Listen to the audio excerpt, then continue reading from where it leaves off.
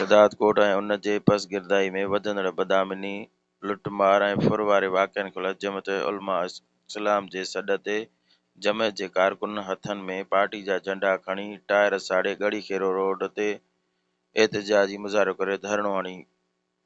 उन मौक़े ते अॻवाननि मौलाना अब्दुल हमीद मुगेरी, हाफ़िज़ अब्दुल रज़ाक मक्सी, मौलाना मोहम्मद सिद्दीक़ बिरोई, अहमद नवाज़ बिरोई ख़िताब कंदे चयो त शदात कोट ऐं आसपास जे इलाइक़नि में चोरियुनि फुरुनि जूं वारदातियूं वधी वयूं आहिनि ऐं हितां जी अवाम अदम तहफ़्फ़ुज़ सबबि परेशान आहे।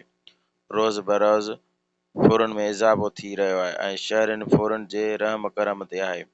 जॾहिं त 2 हफ़्ता पहिरियां संजरवटी थाणे जी हद में हाजी वली मोहम्मद जमाली खां फौरन मोटरसाइकिल, मोबाइल फ़ोन ऐं रोक रक़म फुर करे फ़रार थी विया, जॾहिं त पुलिस फुर गिरफ़्तार नाहे करे सघी, न ई मोटरसाइकिल, रोक रक़म ऐं मोबाइल फ़ोन वापसि कराई आहे, जेको मज़मत जोॻो अमल आहे। हुननि पुलिस जे आला अख़्तियारनि खां मुतालिबो कयो आहे त पुलिस जेकॾहिं शहरनि खां फुर थियल रोक रक़म, मोबाइल फ़ोन वापसि न कयो वई त एहतिजाज जो दाइरो वधायो वेंदो। गुलज़ार अहमद चांडियो, कोशिश डिजिटल, शदात।